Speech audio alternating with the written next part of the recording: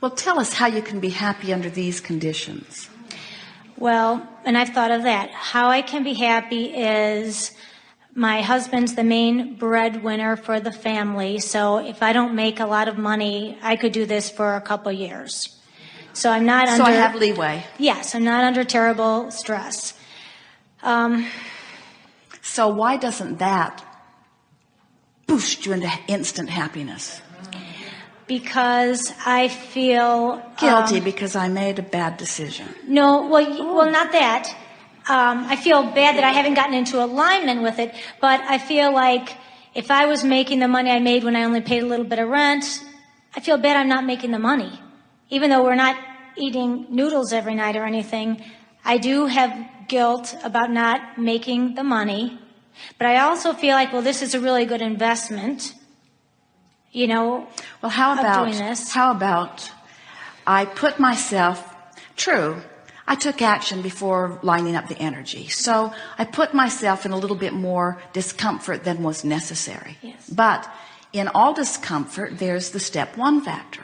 So I've launched a bigger rocket, and that rocket of desire for more income dovetails with the other rockets of a thriving practice. And so I haven't done anything wrong. I've just stepped out in a bold way. And I didn't do anything that put us in financial jeopardy, so there isn't anything wrong with what I've done. And so maybe I'm in the perfect place. Maybe it's unfolding exactly right. Well, did I mention that my business has decreased greatly since I made this move? My heart was beating when I got up here. I don't know if I mentioned that, but as soon as I signed the lease, the business took a dive. Well, sometimes that happens, especially as we've already said, and we don't want to rub this in too much. Mm-hmm. But we talked about it earlier, that when you take action before you've lined up energy, sometimes there is a little sort of gap. And so if that is the case, and of course it is, you're saying that it is, then that means that you were more out of alignment in this taking on this new commitment than your words imply.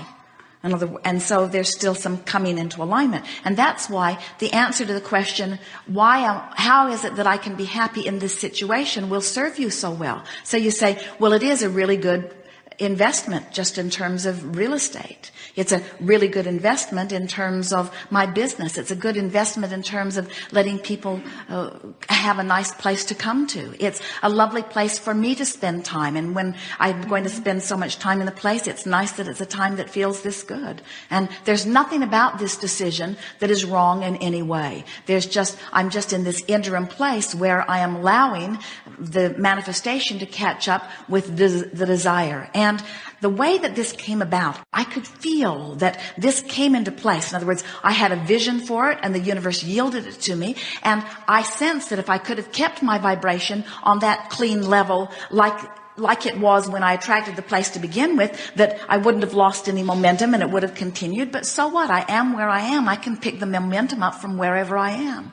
You never get into your vehicle and say, Jerry and Esther have noticed with their monster bus, it's very, very heavy. It's so heavy, in fact, that when they go through some toll booths, it won't give them a ticket because they're overweight and they have to turn around and go back through it again very slowly. Gingerly, Esther says, we'll just step over the scales. It works. So, but this big machine that weighs so much sometimes takes a little bit of time to get the momentum really up to speed. But still, even with that, they never ever say to each other, let's never stop this machine again. They never say, don't stop it. It's hard to get going. Because they understand, even though it is easier to keep it rolling at 85 miles an hour, don't tell anyone, that they can come to a stoplight and still get it going again. And so can you. Okay, and then what I'd like a little guidance about is I've listened, obviously, today, and I've heard your tapes. I say, oh, I should do this. Oh, I'll do this. Oh, I'll do this. And then I just think I'm scattered. So, like, do what? What do you mean? I'm trying too hard. I got to make the hose, the stream. I've got to bask more. Well, never mind how you get there. Just focus upon one bottom line thing. I want to find a way I can feel better. Esther sat in her funk the other day. It was more than a funk. She felt really terrible. And she opened her book, The Amazing Power of Deliberate Intent.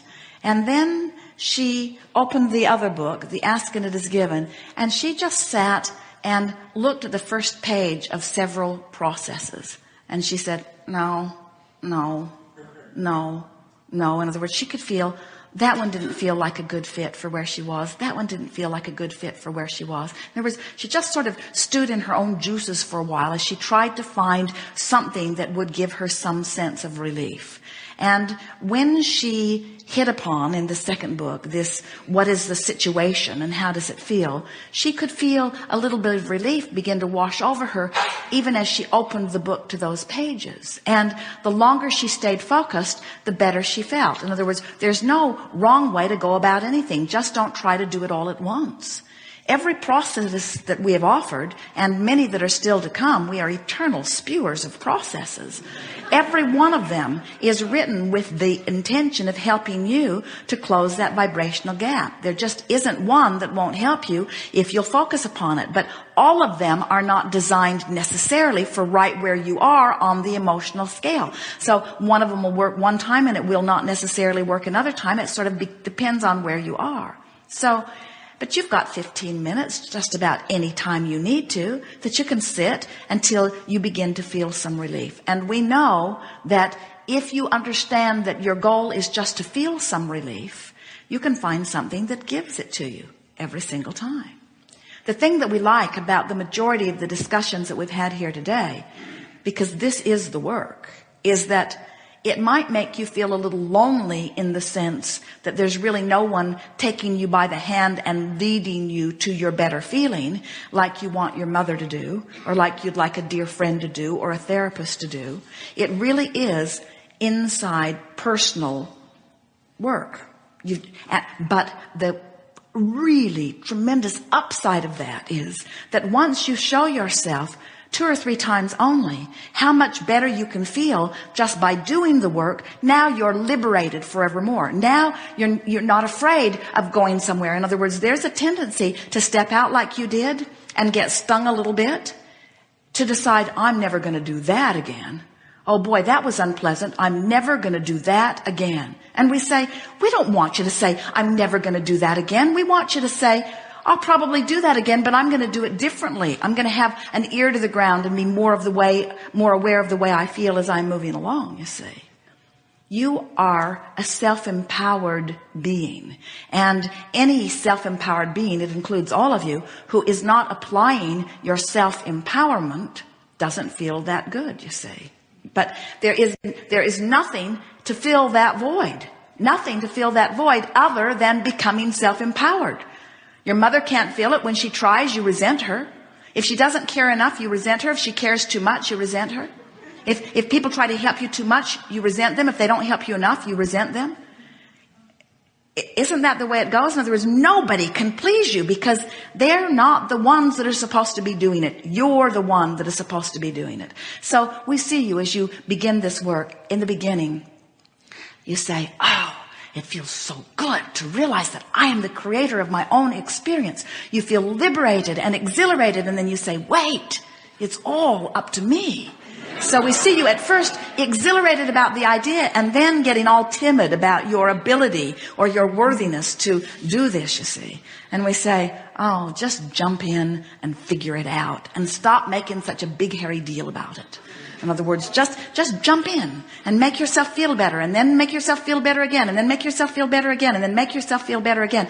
And pretty soon you'll be so liberated that you won't fear not feeling good. We don't want to teach you to be afraid of negative emotion. We want you to be pleased that negative emotion is giving you vivid indication that you're not in alignment with something that you really want.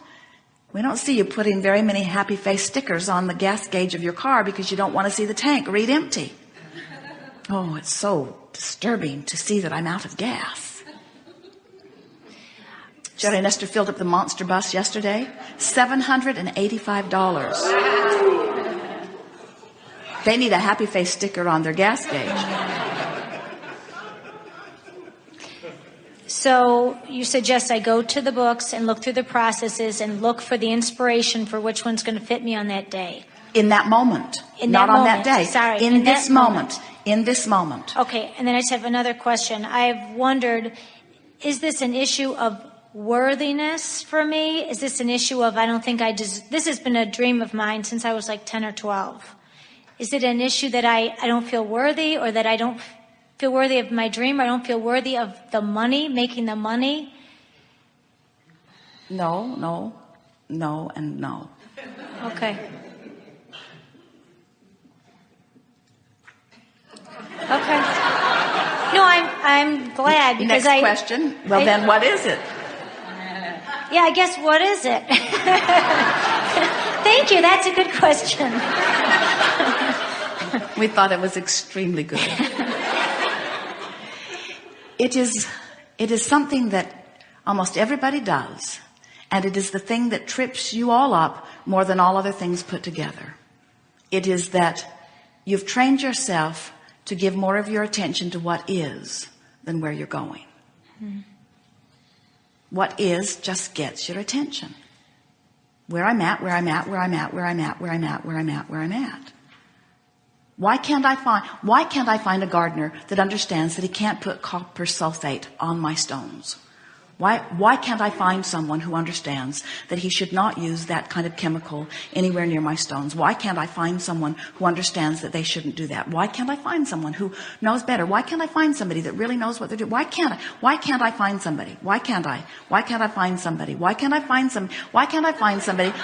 find somebody who can plumb my washing machine so that it drains properly? Why can't I find somebody? Why can't I find somebody? Why can't I find somebody? Why can't I find somebody?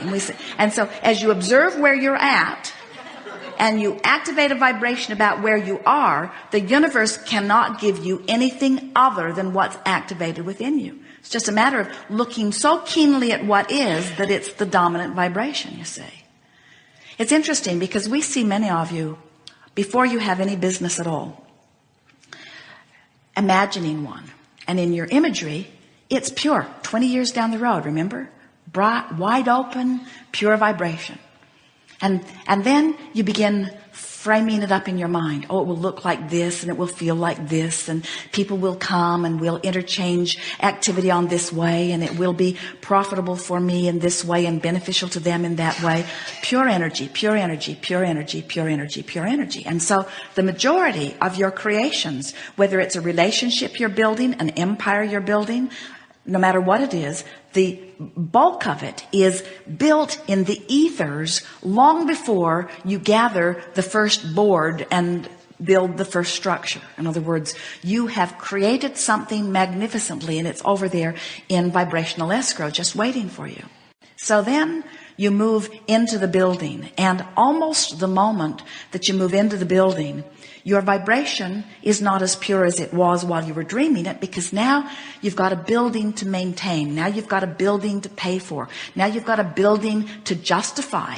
Now you've got a building that you need to do the work in order to justify being there. In other words, you want your business to catch up with your building, so to speak. And, or as you get employees, then you have, in other words, it's easier to be pure in your vibration when it's all in your mind than when you've got this business that you're now focused upon. And so instead of being in that stage one, which is the dreaming and the imagining, now you're managing it. Now you're worrying about it. Now you're trying to orchestrate it. Now your energy is more split. And so the key to holding yourself always in that open, good flowing, connected energy is to keep looking forward and keep talking about what's becoming, and look more about what is becoming and less about what is. Unless what is just knocking your socks off. But even if what is really, really good, if you're only looking at what is, it can never expand beyond what is. You have to be forward looking. When you drive your car, you never ask the automobile manufacturer to make a plexiglass hole in the ground so that you can drive like this. You don't look at where you are. You're looking at where you're going. And it is true of creation on all fronts. You want to look where you're going, not where you are.